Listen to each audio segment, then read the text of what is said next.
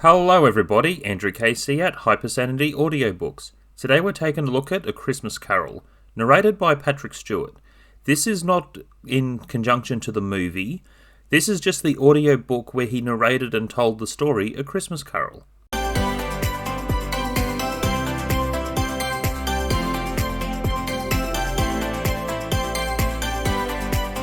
Number 1. 2 parts. The book is split into 2 parts, and other versions I've seen have done the same, where it's the first half of the book is the beginning to the end of the Christmas past, when he returns to his room back in bed. The second half is the introduction of the Ghost of Christmas Present to the end of the book. It's almost designed like a theatre play, and I think that's just the way the book was written at the time, back in 1843. Number 2. Jacob Marley. Jacob Marley's death is the beginning of the story. Same with the Jim Carrey movie. Some of the movies don't add this in, and I think it's a real shame because I think death is part of the story that is relevant, especially when we do see Jacob Marley's ghost outside at the door when Ebenezer Scrooge is to enter his place. And some of the descriptive storytelling works well, even for theatre. I've seen certain theatre productions of A Christmas Carol and quite enjoyable. Listening to Patrick Stewart with the narration.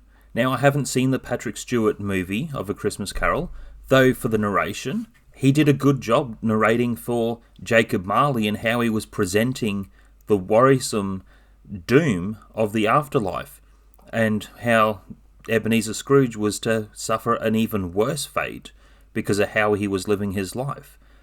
And yes, with the ghosts, not every film has touched on this, though the Jim Carrey movie did, where he sees streets filled with so many ghosts. Very accurate in that movie to this audiobook and to the original book. I wish I could help you.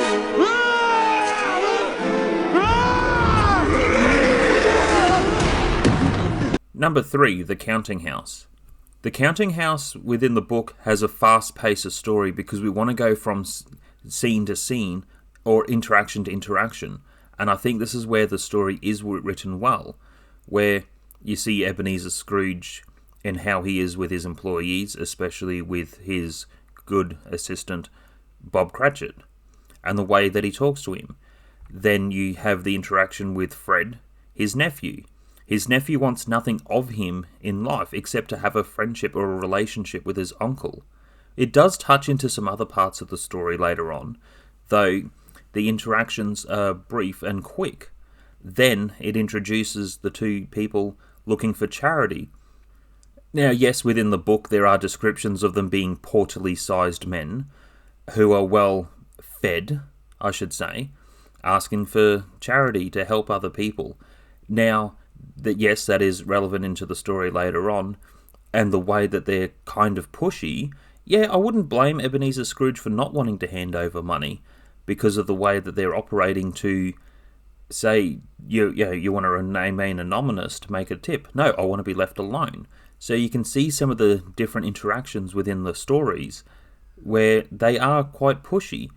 Though, yes, helping the homeless, especially back in the 1800s in London, I couldn't imagine being out in the cold like that and freezing to death. But with the audiobook, it has a fast-paced story, going from interaction to interaction, and getting to see Ebenezer Scrooge in the real setting. The Ghost of Christmas Past. When the bell strikes 1, the ghost will reveal itself. Now, Ebenezer Scrooge goes back into the past and immediately recognises certain parts of his childhood and different friends. Friends that he was shut off from because he was working too hard even in childhood. Now, the story does have a fast pace, getting to the point, showing the story where he had his childhood looking back into the past and can't interact with that part of his life, and seeing how other children were playing and he's in the classroom learning and being mentored, and it leads into other parts of life where, yes, it does reveal that he had a sister which was talking about coming home with the family, but he decides to spend the time staying away from the family to keep working. So, and with that younger sister, that's also the mother of the son Fred, which is Ebenezer Scrooge's nephew, which is also a significant part of the story. Then it moves into another part of the past, showing Mr. Fuzzy-Weg, and he had an appreciation for the generosity of the kindest person you could work for. Though it was a reflection for Ebenezer to see how he was inspired from someone, but took a very different path to be the way that he was. And he didn't end up being anything like Mr. Fuzzy-Weg, and from there, their relationship didn't thrive, because it kept being postponed to get married. And there were different arguments, and I think in today's world, more than ever, this gets tested, where some people will want to work hard towards building the future. And there's a lot of talk about side hustling and everything else in today's world, where even back then that still applies, because he didn't want to be living a life of stricken poverty. And she does point out how the finance that they had, they were both poor, and you loved me here, why can't you still love me the same? And it's that part where she leaves him within the story, and I think it's very testing on relationships towards what we need and what we want. And I don't think Ebenezer Scrooge was a bad person, though within this part of the story it shows that life regret, and that's one of the biggest things with the Ghost of Christmas Past, is to show these big mistakes we made in our life, but what we can learn from those mistakes. Number 5, the Ghost of Christmas Present. This is my favourite character in the whole story, and also within the movie adaptations. I've seen different cartoon versions and movie versions. I enjoy this character the most, and there's a warm charm about the character. Now, he also explains, have you ever met my brothers? He said all 1,842 of them. Well, think about that. The book was written in 1843. So every year, another ghost will come when the bell strikes 2 to help another person. And that's quite sad when you see the story unfold, because the Ghost of Christmas Present dies within the hour. So his whole life is dedicated to helping someone else with their problems. And every year another Ghost of Christmas Present is born to help another person. So the Ghost of Christmas Present shows what the Christmas day is going to look like by showing him Bob Cratchit's family. Now, yes, with seeing Tiny Tim, that part is pretty sad. So it gives a bit of an idea of some tragedy within life, and Ebenezer Scrooge asks the Ghost of Christmas Present what's going to become of him, and he responds, I believe the child will die. But what then? If he's going to die, he'd better do it and decrease the surplus population. In the audiobook, it's worded, his words were thrown back at him, and that was inspirational to hear that scene. Number 6, ignorance and want. They are man's. This boy is ignorance. This girl is want. With the 2 portly men, they were talking about charitable work, because Ebenezer Scrooge's response was, are there no prisons? Are there no workhouses? The people who are not doing well should go there. Prisons?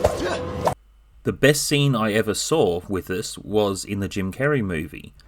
And I also believe there is a part where the ignorance is a male, more likely to go to prison, and want is a female wanting something in life. Are there no workhouses?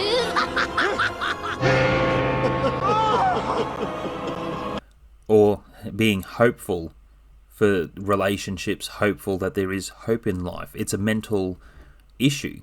That's why I think The Straitjacket worked extremely well. Within the audiobook, it is 2 people that are suffering coming out of the Ghost of Christmas Present's robes. And not every film has touched on this. And I think with The Muppets Christmas Carol especially, it had a fast-paced story, but it wasn't going to go into that dark territory. Number 7, The Ghost of Christmas Yet to Come. This comes into the story fast. After the death of the next ghost, this ghost just comes straight in. There's no talking about it being the 3 o'clock bell or anything else. It just is. So the ghost, who looks like the Reaper, it shows different parts of what the future could be, that if nothing has changed. So there is a part about Ebenezer doesn't understand that they're talking about his funeral, that they wouldn't go to it. It touches on how the housekeeper takes everything she can to sell it off to whoever as a way of making a means of income. He isn't quite understanding, but looking at the Cratchit family, it reveals that Tiny Tim has died. And I think the most impactful scene for this was in the Muppets Christmas Carol, how he walked a lot slower going home after the death of Tiny Tim. So when you compare the two scenes, being happy as a family to being missing a family member, it's pretty sad. And yes, Ebenezer still doesn't get it that it's his future until seeing the tombstone, "Here lies Ebenezer Scrooge." And I think the audiobook did a fantastic job of this, and it leads in towards the other part of falling to returning to his bed and waking up Christmas morning. He hasn't missed it. All these things happen in such a short time. Now, from the events of the Ghost of Christmas Present to the Ghost of Christmas Yet to Come, I don't know if it's an hour to an hour in length that it implies. Because it's a fast-paced story, you just don't quite know. I believe it is hour to hour. Who knows? It's not determined. What is determined is that Ebenezer Scrooge gets a second chance, and a point of redemption. Number 8, conclusion. In conclusion, yes, the events change. Instead of not celebrating Christmas and being a happy person, leading to his death, he does spend time with his nephew and start working on the family relationship.